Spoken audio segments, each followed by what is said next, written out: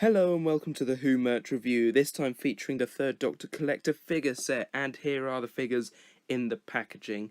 There is a lot going on the packaging, though not as much as previously. We have this rhombus design really in the background with the cogs and gears and everything as well.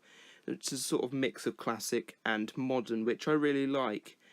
On the main box itself, we have the classic Doctor Who logo just down here, the Third Doctor Collector figure set written in the middle, and includes the Third Doctor, the Master, and Joe Grant on this side. We have the 5.5 inch 14cm thing up there, and as you can see, it is the same packaging as we've seen on all of the Collector series. Looking at the side, we've just got a look at the figures with the same information as the front. There's no write-up on this figure set thing, so that's new, and on the other side we've got a repeat of the Third Doctor and Joe, and you can see the clear window goes right to the top of the box, almost. So we shall open it up and take a look at the figures themselves. Okay, so first of all, the Third Doctor. I really like this variation. I've only ever had the one variation of this figure, which was in the 11 Doctors box set back when I was young. There have been some improvements with this figure. The sculpt is a lot crisper than it used to be, and that's something that's been going on across the board with the action figures in the Collector series. I really like the blue coat variation. I think it's one of the best, obviously from Invasion of the Dinosaurs, which was a very weird episode, but ultimately very enjoyable. One of the highlights of the detail on this figure is at the cuffs. We have the buttons at the back with the overlaying fabric effect, and we've got the frills at the end of his shirt just poking out the end of his jacket. We also have a ring present on the hand closest to the camera currently, which is really nice attention to detail, and then at the front of the shirt we've got the frills again, we've got the bow tie, and lots of creased and wrinkled material effect, which is wonderful. Next up is Joe Grant, and this immediately is a repaint of the other Joe Grants we've had, which is a shame, but the repaint is very good. The detail on the dress top type thing is really good, really crisp. Obviously I can't comment much on anything else. The hair sculpt was made to fit a jacket which goes over the top, which is why it is sort of hovering above her shoulders, which is a bit odd, but otherwise there's nothing wrong with this figure that I can see anyway. There is quite obviously a lot of wrinkling on the boots, which is just making them more realistic really, and there is a very high heel on there, which matches the style of the age, the 70s obviously. So overall this is a very good figure, I'd say, and I've sort of run out of things to say about it. One thing I will add is the cuffs and the bottom of the dress are very nicely wrinkled in a sort of patterny way, so that's good.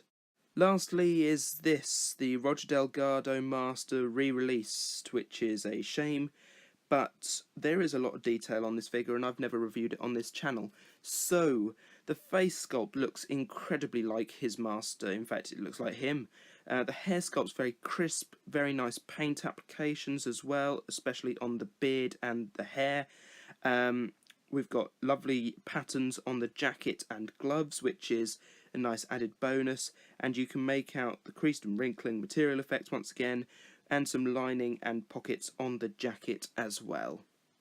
I think this figure's great for people who have never had a Roger Delgado Master before, and I think it's a good sort of hint at things to come. Perhaps maybe we get a fourth Doctor set next year, perhaps containing the fourth Doctor, Sarah Jane, and I don't know, maybe Anthony Ainley's Master. It has been an age since we got any variation on that.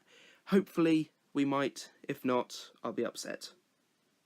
Turning to articulation, this is where it gets complicated. The Master and Joe have good articulation at the neck, the Third Doctor does not. It is very stiff and I would not force that anywhere if you value the paint applications. Joe is the only figure to have 90 degree at the shoulder, which is a shame.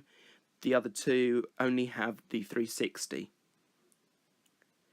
They also have the 90 degree at the elbow, all of them, and they all, in one shape or another, have the 360 at the wrist, though sometimes very stiff. Only the Third Doctor has the hip articulation, They can all kick out to a certain degree. All have the 360 at the top of the leg and can all kick back to 90 degrees at the knee. So overall, what do I think of this set? Well, I really like it. I like it even more because I won it in an auction on eBay for not much more than it was originally sold for in B&M Bargains. Obviously, this is quite a difficult one to find because B&M Bargains don't have an online store. You can just see if it's in a shop and then chance it. They might have it, they might not. So it's a tricky one, but if you look in the right place you can find this for a decent price. Obviously these are repaints or re-releases, which is a shame, and I'd like to see some more variation in, say, the Master, but overall I don't mind because this is a great set, and a good hint at things to come, perhaps, maybe. We live in hope for an Anthony Ainley Master. Thank you for watching. If you enjoyed this video, please like and do subscribe to my channel. See you all next time for something else.